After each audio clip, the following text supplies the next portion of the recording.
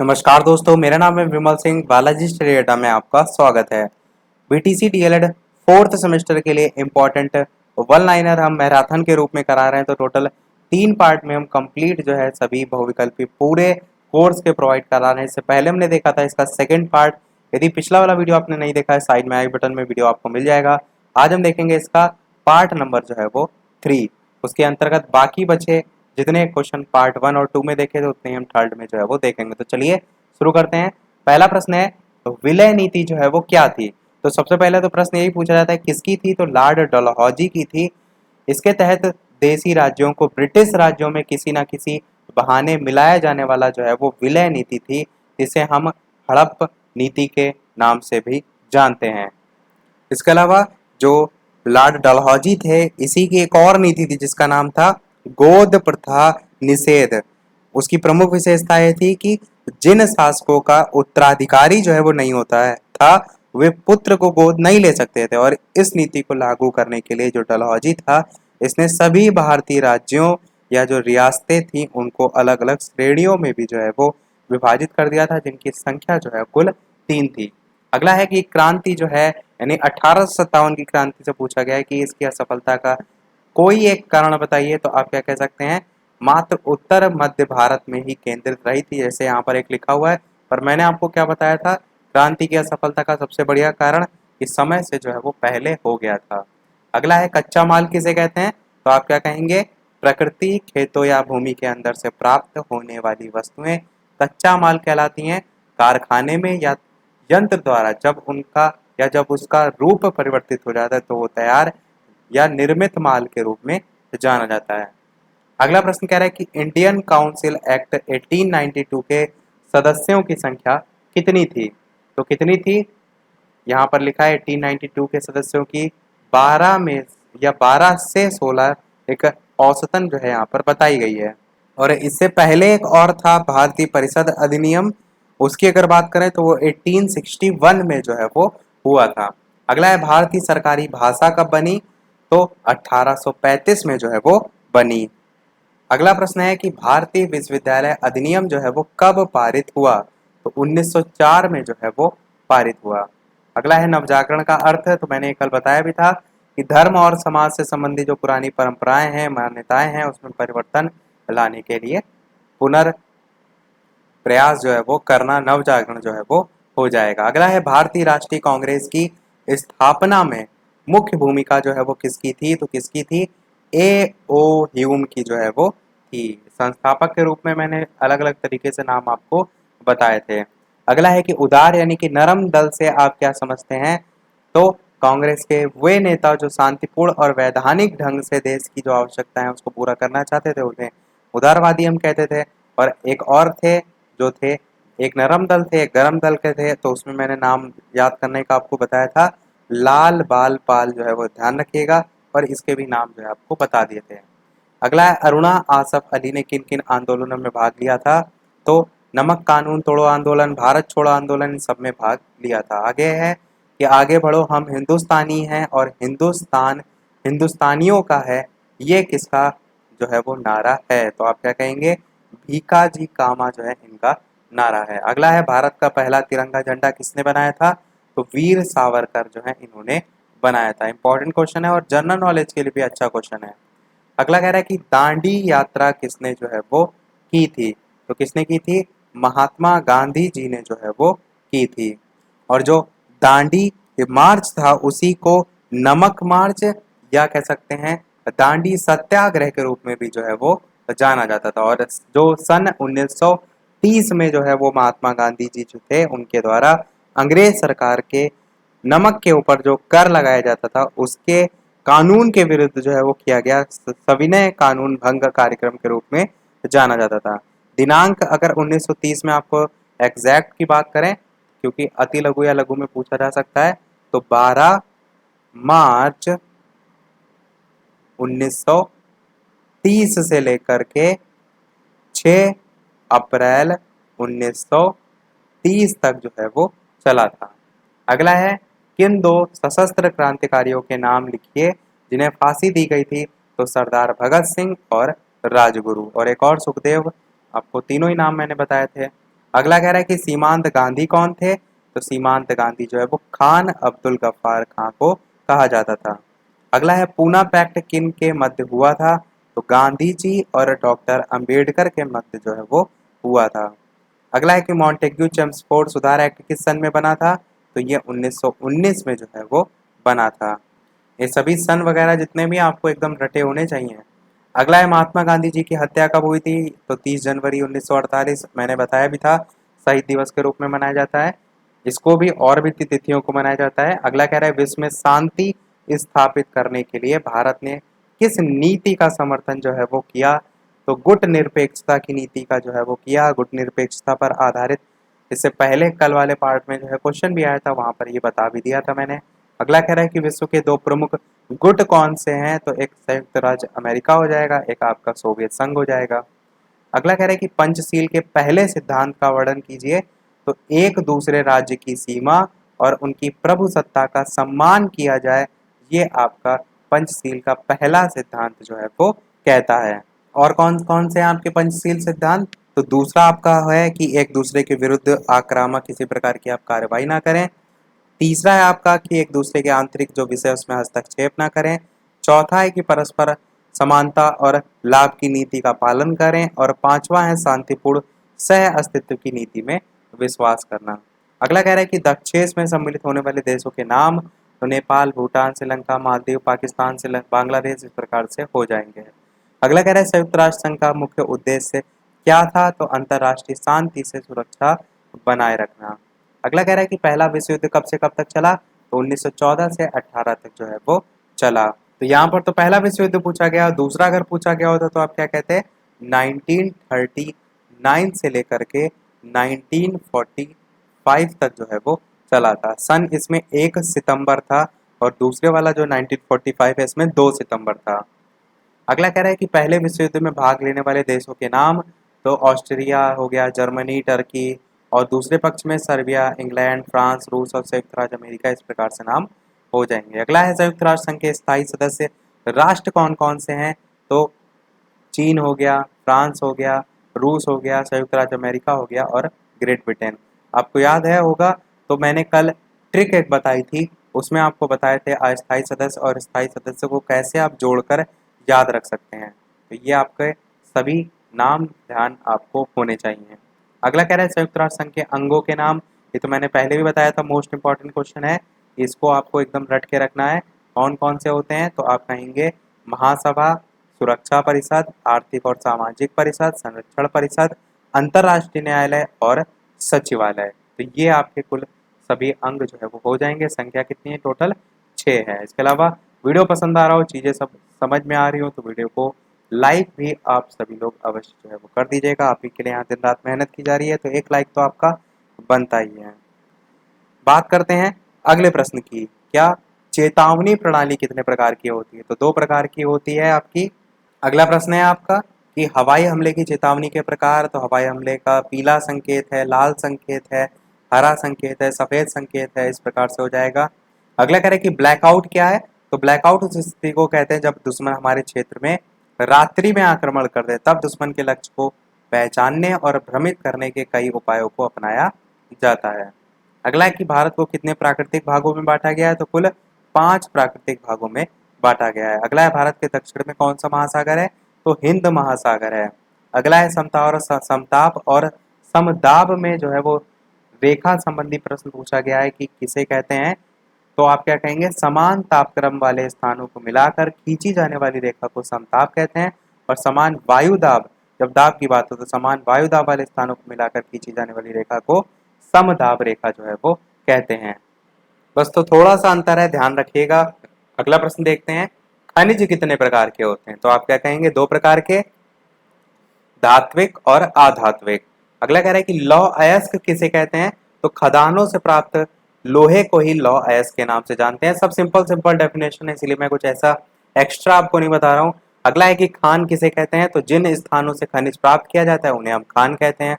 अगला है भारत में सर्वाधिक मात्रा में पाए जाने वाला खनिज कौन सा है? तो मैग्नीज हो जाएगा। काला सोना किसे कहते हैं? तो कोयले को कहते हैं। शक्ति के साधन किन्हें कहते हैं? तो जिन साधनों का प्रयोग हम मशीनों को चलाने, यातायात के साधनों को गति देने, कृषि को यांत्रिक बनाने या जो घरेलू कार्य होते हैं उनके लिए जो है वो करते हैं, उन्हें हम शक्ति के साधन जो है वो कहते हैं। अगला प्रश्न है आपका, अबरक कितने प्रकार का होता है? तो अबरक 4 प्रकार का होता है। मुख्यतः यहाँ पर तो 4 लिखे, पर अगर बात करें मेन वर्गों के आधार पर तो 2 वर्गों में विभाजित किया जाता है, एक मस्कोवाइट होता है और एक बायोटाइट करके होता है, और उसके अंतर्गत अलग अलग जातियां डिवीजन जो है वो किया जाता है। अगला देखते हैं प्रश्न, नमक जो है वो कहाँ से प्राप्त होता है? तो आप सभी जानते हैं समुद्र तट से जो है वो प्राप्त होता है। अगला कह रहा है कि मानवाधिकार क्या है? तो मनुष्य के वे अधिकार जो स्वतंत्रता की रक्षा तथा सभी व्यक्तियों के बीच समानता सुनिश्चित करने के लिए परम आवश्यक हैं। अगला प्रश्न है आपका, मानवाधिकार, तो यहाँ पर हमने देख लिया राष्ट्रीय मानवाधिकार आयोग का गठन जो है वो कब हुआ? तो 1993 में राष्ट्रीय मानवाधिकार आयोग गठित किया गया था, मुख्यालय इसका दिल्ली में है। अगला प्रश्न जो है आपका 2016 में, देखिए जितने पूछे गए अब सब स्टार्ट हो रहे हैं आपके प्रीवियस ईयर के, कुछ कुछ बीच में भी दे रखे थे पर यहाँ पर सीरियल से दे रखे हैं। तो देखिए 2016 में क्या क्वेश्चन आया था, सारी चीजें लगभग लगभग हमने टच कर ली हैं। तो 1857 के स्वतंत्रता संग्राम के कारण पूछे गए थे। मैंने सबसे पहले वाले वीडियो में आपको बताया था कि ईसाई धर्म का प्रचार हो गया, जातिवाद की उपेक्षा हो गया, और चर्बी लगे कारतूस का प्रयोग सबसे इंपॉर्टेंट कारण में आता है, भेदभाव नीति हो गया, कुटीर जो उद्योग धंधे हैं उनका विनाश हो गया, ये सब आपके कारण में आ जाएंगे। और फिर प्रश्न पूछा गया था 2016 में, रानी अवंतीबाई कौन थी? तो कौन थी? ये रामगढ़ के शासक विक्रमादित्य जो है उनकी पत्नी थी, जिसकी मृत्यु के पश्चात अंग्रेजों ने उनका कोई उत्तराधिकारी ना होने के कारण उन्हें रामगढ़ से जो है वो हटा दिया था। तो शॉर्ट में याद रखिएगा, विक्रमादित्य की पत्नी थी। अगला प्रश्न 2016 में पूछा गया था, ब्रह्म समाज के सिद्धांत क्या थे? तो ये सभी सिद्धांत हैं, जैसे कि ईश्वर एक है, उसकी पूजा के लिए मूर्ति पूजा की आवश्यकता नहीं है, पूजा का अधिकार सभी को है, आत्मा अजर अमर है, ईश्वर कर्म अनुसार फल देता है, ब्रह्म समाज प्रेम और सत्य में विश्वास रखता है, जातिवाद और छुआछूत का विरोधी है। तो ये सभी सिद्धांत थे किसके? ब्रह्म समाज के। अगला है, श्रीमती एनी बेसेंट मूलतः कहाँ की निवासी थी? 2016 में आया था, तो आप कहेंगे आयरिश की निवासी थी। अगला है, अखिल भारतीय कांग्रेस की स्थापना कब हुई? इसकी स्थापना का श्रेय किसे दिया जाता है? तो स्थापना 1885 में हुई थी, और स्थापना का जो श्रेय है वो ए ओ ह्यूम को जो है वो दिया जाता है। ये सारी चीजें याद करने वाली हैं, याद रखिएगा। अगला कह रहा है कि राष्ट्रीय उदारवादी आंदोलन के प्रमुख नेता, तो आप कहेंगे सुरेंद्र नाथ बनर्जी, के मित्रा, पृथ्वी चंद्र राय, इस प्रकार से नाम सभी हो जाएंगे। अगला है, सविनय अवज्ञा आंदोलन के प्रमुख कार्यक्रम, तो 12 मार्च 1930 को नमक सत्याग्रह की शुरुआत, 6 अप्रैल 1930 को नमक कानून तोड़ा, दोनों ही सन मैंने ऊपर अभी आपको बताया था, अगर आपको याद होगा तो। अगला देखते हैं, मानसूनी जलवायु की सबसे बड़ी विशेषता क्या होती है? तो इसमें ऋतुओं में परिवर्तन के अनुसार जलवायु दशाओं, जैसे कि तापमान, वायुदाब, हवाओं की दिशा, वर्षा आदि में भी परिवर्तन होता रहता है। तो ये एक विशेषता आप इस प्रकार से याद रख सकते हैं। अगला कह रहा है कि जट वायुधारा किसे कहते हैं? तो वायुमंडल में बहने वाली तेज हवा जो कि पश्चिम से पूर्व की तरफ जो है वो बहती है, उसे हम जेट वायुधारा के नाम से जानते हैं। दिशा याद रखिएगा, पश्चिम से पूर्व की बात जो है वो की गई है। अगला कह रहा है कि प्राकृतिक संसाधन किसे कहते हैं? तो जो प्रकृति से प्राप्त हो, कोयला हो गया, पेट्रोल हो गया। उत्तर प्रदेश के किस जनपद में बांध परियोजना स्थित है? बांध परियोजना का नाम भी लिखिए, तो रिहंद बांध सोनभद्र जिले में स्थित है, रिहंद बांध परियोजना का नाम है। ये इंपॉर्टेंट बहुत है, बहुत बार पूछी जाती है कॉम्पिटिशन लेवल पर भी। 2016 में अगला प्रश्न है कि चिपको आंदोलन का किस क्षेत्र जो है उसमें महत्वपूर्ण योगदान रहा? तो वन बचाओ अभियान में रहा। अगला है, जैव विविधता किसे कहते हैं? तो किसी स्थान विशेष पर पाए जाने वाले विभिन्न जंतुओं और उनकी प्रजातियों से संबंधित होता है आपका जैव विविधता। अगला है, मालस्थ जो है, ये यहाँ पर नाम थोड़ा सा गलत लिखा है, मालस्थ नहीं है, माल्थस इनका नाम है। माल्थस का जनसंख्या सिद्धांत बहुत फेमस है। तो पूछा है इसका बताइए जनसंख्या सिद्धांत। तो सिद्धांत है इनका कि जनाधिक्य से आशय देश में उपलब्ध खाद्य सामग्री की तुलना में जनसंख्या के अधिक होने से है, ये जो है इनके अनुसार है। तो माल्थस जो है इनका नाम है, मालस्थ जो है वो नहीं है। अगला है, थियोसॉफिकल सोसाइटी, प्रश्न कहाँ से स्टार्ट हो रहे हैं अब? 2017 के, 16 के आपके समाप्त हो गए। स्थापना पूछी गई है, किसके द्वारा की गई थी? तो आप क्या कहेंगे? रूस निवासी महिला मैडम हेलेन पेट्रोवना ब्लावास्की और अमेरिका निवासी कर्नल हेनरी स्टील ओलकॉट जो है उन्होंने 17 नवंबर 1875 को न्यूयॉर्क में थियोसॉफिकल सोसाइटी की स्थापना जो है वो की थी। जब पूछी जाए तो विश्व स्तर पर, भारत में पूछा जाए तब आपका अलग है और विश्व में पूछा जाए तब आपका अलग है। अगला है यंग इंडिया नामक समाचार पत्र किसके द्वारा निकाला जाता है? तो ये महात्मा गांधी जी के द्वारा प्रकाशित होता है और पत्रिका किस भाषा में है? तो अंग्रेजी में जो है वो निकलती है। अगला अंतर्राष्ट्रीय न्यायालय की आधिकारिक मान्यता प्राप्त भाषाएं, तो फ्रांसीसी अंग्रेजी आपका हो जाएगा। अगला है विश्व पर्यावरण दिवस, तो आप कहेंगे 5 जून को मनाया जाता है। अगला है संसद के दोनों सदनों का 17 अवसान कौन करता है? मोस्ट इंपॉर्टेंट क्वेश्चन है, तो ध्यान रखिएगा, राष्ट्रपति जो है उनके द्वारा किया जाता है संसद के दोनों सदनों का 17 अवसान। अगला है कि उत्तर प्रदेश की प्रमुख जनजातियां कौन कौन सी हैं? तो यहाँ पर दे रखी हैं, जैसे कि थारू हो गया, वैसे हैं तो बहुत सी पर गिनी चुनी आप याद रख सकते हैं, बुक से याद रख सकते हैं। थारू हो गया, गोंड हो गया, पठारी, राजगोंड, इस प्रकार से यहाँ पर दे रखी हैं। अगला है उत्तर प्रदेश में लोकसभा राज्यसभा की सीटें, तो 80 सीटें लोकसभा की, राज्यसभा की कुल 31 सीटें। अगला है वर्ष 2019 के लोकसभा चुनाव में भारतीय जनता पार्टी ने कितनी सीट जीती? देखिए करंट अफेयर का बहुत ही अच्छा प्रश्न पूछा गया है, 2019 का पूछा गया है, तो आपका 303 सीटें जो है वो सही हो जाएगा। अगला है कि उत्तर प्रदेश के किस जिले में यूरेनियम पाया जाता है? तो ललितपुर जिले में जो है वो पाया जाता है। अगला है कि वनोन्मूलन का पर्यावरण पर क्या प्रभाव पड़ता है? तो आप क्या कहेंगे कि वनोन्मूलन ग्लोबल वार्मिंग में योगदान देता है। वनोन्मूलन का मतलब है पेड़ पौधों को काटना, और हरित गृह प्रभाव को भी बढ़ावा देने के लिए एक मुख्य कारक है। और उष्णकटिबंधीय वनोन्मूलन दुनिया की 20% ग्रीन हाउस गैस उत्सर्जन के लिए भी उत्तरदायी है। अगला है भारत का राज चिन्ह अशोक स्तंभ यानी कि सिंह स्तंभ कहाँ से अनुकृत जो है वो किया गया है? तो आप कहेंगे अशोक चिन्ह भारत का राज के प्रतीक है, इसको सारनाथ में मिली अशोक लाट से जो है वो लिया गया है। अगला 2019 में प्रश्न आया था, उत्तर प्रदेश का राजकीय पक्षी पूछा गया, तो आप सभी जानते हैं सारस होता है। अगला है राजकीय पुष्प, तो आप कहेंगे पलाश का फूल होता है। देखिए 2019 में राजकीय पक्षी पूछा गया था, तो अब चांसेस बन सकते हैं 2020 में कि राजकीय पुष्प पूछ लिया जाए, राजकीय वृक्ष पूछ लिया जाए, तो अशोक होता है। चीनी उत्पादन में उत्तर प्रदेश का कौन सा स्थान है? तो पहला ही है। सूती वस्त्र उद्योग में उत्तर प्रदेश का कौन सा स्थान है? तो तीसरा है। उत्तर प्रदेश के किस शहर में सूती वस्त्र उद्योग की सर्वाधिक मिलें हैं? तो कानपुर में है। चमड़ा की भी मिलें यहाँ पर कानपुर में काफी हैं। अगला है ऊनी वस्त्र उद्योग का प्रमुख केंद्र कौन सा है? तो आप कहेंगे कानपुर है। इसी प्रकार उत्तर प्रदेश जो है उसमें रेशम वस्त्र जो है उसके प्रमुख केंद्र कौन कौन से हैं? तो वाराणसी है, कानपुर, इटावा, मोदी नगर, इस प्रकार से हो जाएंगे। अगला प्रश्न है आपका कि उत्तर प्रदेश में कांच उद्योग का प्रमुख केंद्र कौन सा है? तो आप क्या कहेंगे फिरोजाबाद, नैनी, इलाहाबाद। मेन आप याद रखिए, जो आप याद रख सकते हैं मेरठ, गाजियाबाद, वाराणसी, लखनऊ, दिए तो यहाँ पर बहुत हैं। और ये भी पॉइंट ध्यान रखिएगा जब कांच उद्योग की बात की जाए कि फिरोजाबाद विश्व प्रसिद्ध है चूड़ियों के निर्माण केंद्र के रूप में, भारत में प्रसिद्ध नहीं है, विश्व प्रसिद्ध है। अगला है एल्यूमिनियम उद्योग जो उसका केंद्र कौन सा है? तो आप क्या कहेंगे सोनभद्र जिले का रेणुकूट जो है वो हो जाएगा। अगला है उत्तर प्रदेश की प्रमुख नदियों की लंबाई को घटते क्रम में लिखिए, तो यहाँ पर लिखी हुई है पहले सिंधु नदी की लंबाई 3180 किलोमीटर, इसी प्रकार गंगा नदी की लंबाई, फिर यमुना नदी की, फिर घाघरा नदी जिसको कर्नाली नदी भी कह रहे हैं, चंबल नदी हो जाएगा, गोमती नदी हो जाएगा, रामगंगा नदी हो जाएगा, राप्ती नदी हो जाएगा, बेतवा नदी हो जाएगा। मैं थोड़ा सा स्पीड में इसलिए चल रहा हूँ, क्वेश्चन की संख्या बहुत ज़्यादा है और वीडियो ज़्यादा लेंथी होने से बोरिंग आपको लगेगा, इसीलिए शीघ्र मैं आपका एक रिवाइज के तौर पर सारी चीज़ें यहाँ पर दे रहा हूँ। अगला है भूस्खलन से क्या तात्पर्य है? तो क्या होता है? आप कहेंगे पत्थर खिसकना या गिरना या पथरीली जो मिट्टी है उसका बहाव इत्यादि इसके अंतर्गत आते हैं। और दूसरी चीज आपको क्या याद रखनी है कि भारी वर्षा और बाढ़ या भूकंप के आने से भूस्खलन जो है वो हो सकता है।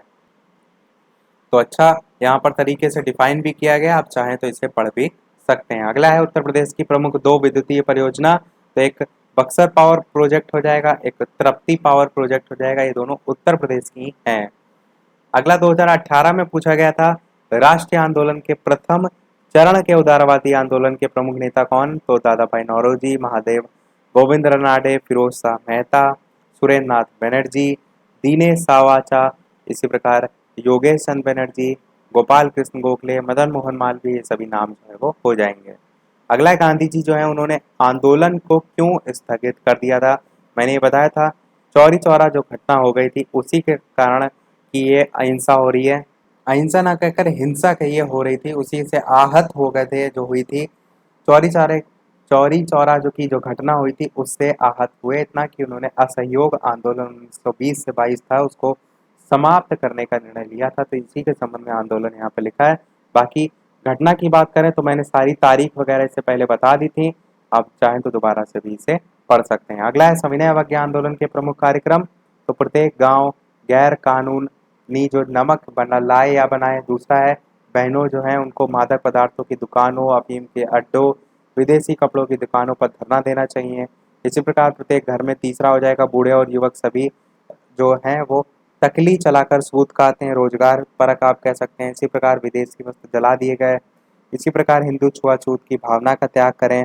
सरकारी कर्मचारी जो है अपने पद जो है उनसे त्याग पत्र देकर अपना जीवन जन सेवा में लगाएं। तो ये सभी सविनय अवज्ञा आंदोलन के कार्यक्रम थे। 2018 में देखिए पूछा भी गया था, ऐसा नहीं कि पूछा नहीं जाता है। अगला 2018 में पूछा गया था कि जिन्ना जो है उन्होंने गांधी जी पर क्या आरोप लगाए थे। तो इन्होंने गांधी जी पर प्रतिनिधि को लेकर जो है वो आरोप लगाए थे कि आप जब तक प्रतिनिधि की हैसियत प्राप्त नहीं कर लेते तब तक आपके द्वारा किसी भी प्रतिनिधि की हैसियत से हस्ताक्षर करने का सवाल ही नहीं उठता। अगला 2018 में प्रश्न पूछा गया था लाला लाजपत राय की मृत्यु किन कारणों से हुई थी। तो मैंने बताया था लाला लाजपत राय आपके गरम दल में आते हैं जिसमें आपका लाल बाल पाल आता है, लाल से आपका लाला लाजपत राय है। तो 1928 में इन्होंने साइमन कमीशन के विरुद्ध एक प्रदर्शन में हिस्सा जो है वो लिया जिसमें आप कह सकते हैं लाठी चार्ज में बुरी तरीके से घायल हो गए थे और 17 नवंबर 1928 को इनकी मृत्यु जो है वो हो गई थी। बाकी सारी चीजें मैंने आपको पहले भी बता दी थी। अगला है स्वतंत्र भारत की प्रमुख उपलब्धियां। तो शिक्षा हो गया, डिजिटल इंडिया, ये सारी चीजें आप लिख सकते हैं, ऐसा इसमें कुछ इंपॉर्टेंट नहीं है। विविधता में एकता, उत्पादन के मामले में 2018 में ये भी पूछा गया था, भारतीय रेलवे का नेटवर्क वगैरह आदि। अगला है यूनेस्को का पूरा नाम अंग्रेजी में लिखिए, ये आपको याद होना चाहिए। 2018 में देखिए पूछा गया था। तो फुल फॉर्म क्या होती है, United Nations Educational Scientific and Cultural Organization. ये आपको एकदम रटी होनी चाहिए क्योंकि आप ये अपने आप से जो है नहीं लिख सकते, ये आपको याद ही होनी चाहिए। इसके अलावा देखिए तो कार्य भी यहाँ पर पूछे गए हैं। तो कार्य आगे लिखे हैं कि कार्य है शिक्षा, प्रकृति, समाज विज्ञान, संस्कृति तथा संचार जो है उसके माध्यम से अंतर्राष्ट्रीय शांति को बढ़ावा देना, अंतर्राष्ट्रीय कानून के अनुसार झगड़ों का निपटारा करना, ये सभी इसके कार्य में आते हैं। उद्देश्य क्या है, शिक्षा और संस्कृति के अंतर्राष्ट्रीय सहयोग से शांति और सुरक्षा की स्थापना करना। 2018 में अगला प्रश्न था कि भारत के अंतर्गत कौन कौन से द्वीप समूह आते हैं।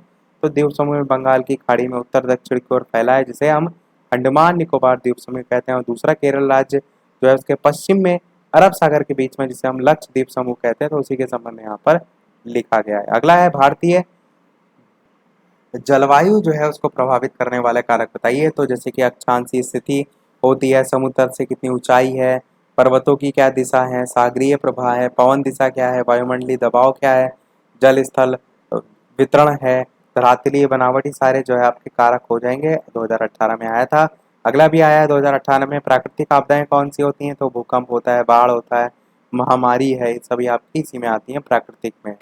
अगला कह रहा है कि चक्रवात को और किन किन नामों से जाना जाता है। तो वात चक्र, बवंडर, झंझावत, घूर्ण वायु आदि जो है वो नामों से जाना जाता है। अगला है पराबैंगनी जो किरणें हैं उससे होने वाली दो घातक बीमारियों के नाम बताइए। तो आप कौन कौन सी कहेंगे, त्वचा के कैंसर का कारण होती हैं और सन वर्ग का मुख्य कारण भी होती है, आंखों के लिए भी हानिकारक आदि होती हैं।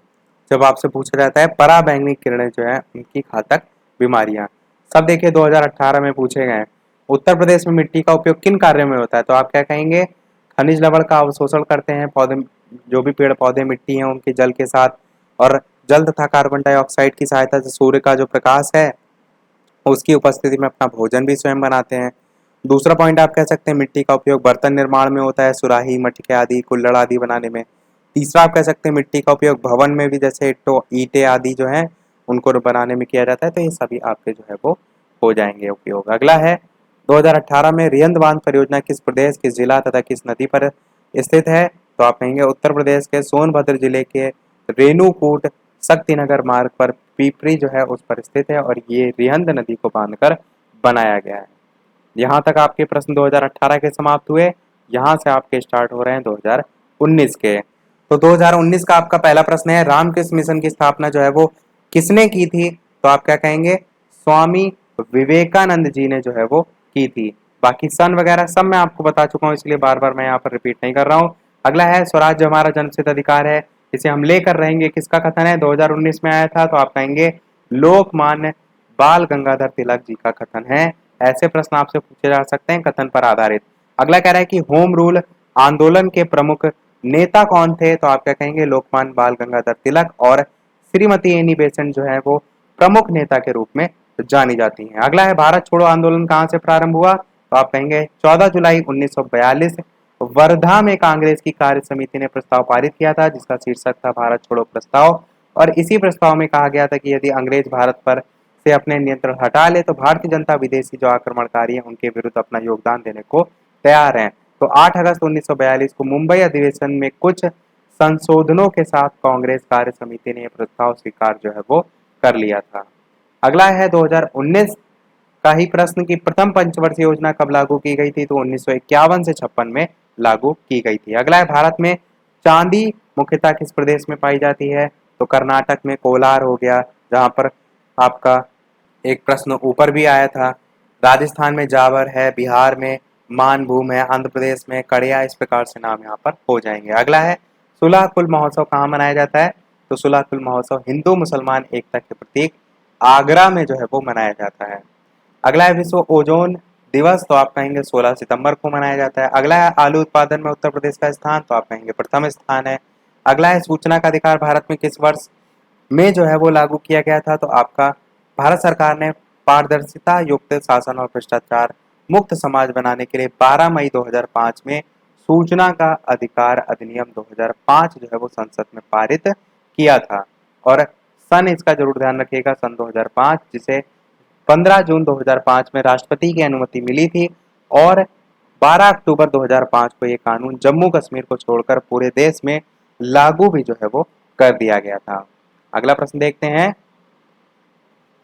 अगला प्रश्न है, और लास्ट पेज भी है आपका ये वाला, क्योंकि 2019 के ही सबसे लेटेस्ट के क्वेश्चन चल रहे हैं और कुछ ही 3-4 प्रश्न रह गए हैं। वीडियो अभी तक आपने लाइक ना किया हो, इतनी अच्छी अच्छी इंफॉर्मेशन हम आपको प्रोवाइड करा रहे हैं, इतने अच्छे अच्छे प्रश्न आपको प्रैक्टिस करा रहे हैं, तो वीडियो को लाइक अवश्य कर दीजिएगा। एक लाइक से मुझे भी मोटिवेशन मिलता है। जल्दी हम फास्ट रिवीजन जो है वो शुरू करने वाले हैं और फास्ट रिवीजन का समय कोशिश करेंगे शाम के 8 बजे ही जो है वो हो। और इस समय अभी जैसे वन लाइनर चल रहा है तो और अदर सब्जेक्ट के बीच जो है वो चलते रहेंगे। तो शाम 8 बजे यदि आप नहीं देखते हैं तो शाम 8 बजे भी ध्यान रखिएगा। चतुर्थ सेमेस्टर की 2 टाइमिंग है, एक सुबह 11 बजे, दूसरी शाम 8 बजे। और चैनल पर नया हो तो सब्सक्राइब करके भी जुड़ जाइएगा ताकि आगे आने वाला कोई वीडियो आपसे मिस ना हो। टेलीग्राम चैनल से नहीं जुड़े हो तो भी ऐड अवश्य हो जाइएगा, वहाँ पर भी सभी वीडियो के नोटिफिकेशन वगैरह आपको मिलते रहते हैं और कोई भी इंफॉर्मेशन वगैरह है तो भी वो आपको वहीं मिलेगी, पीडीएफ वगैरह भी वहीं सारी चीज़ें आपको मिलेगी। प्रश्न देखते हैं, उत्तर प्रदेश का सबसे कम जनसंख्या घनत्व वाला जिला, तो आप क्या कहेंगे? उत्तर प्रदेश में ललितपुर जिले में प्रति वर्ग किलोमीटर जो है उसमें सबसे कम मात्र 242।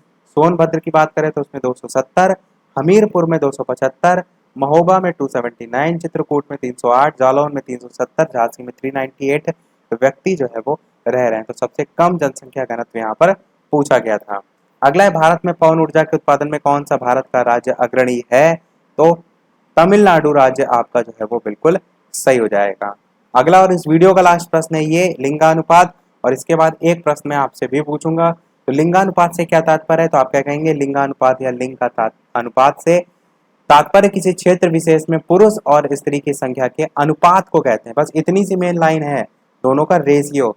भारत की 2011 की जनगणना अभी तक की आपकी चल रही है, तो इसके अनुसार यह अनुपात 943:1000 जो है वो है, जहाँ पर महिलाओं की संख्या 943, 943 और पुरुषों की संख्या 1000 है। अब वो प्रश्न, जैसे कि सभी वीडियो में हम आपसे एक ना एक प्रश्न पूछते हैं, इस वीडियो का आपके लिए प्रश्न है कि 1857 की क्रांति की जो शुरुआत थी वो कहाँ से जो है वो हुई थी? पहले वाले पार्ट में इसी वन लाइनर मैराथन में मैंने बताया था, तो किसने ध्यान से सुना है, कितने लोगों को याद है, देखते हैं, चेक करते हैं।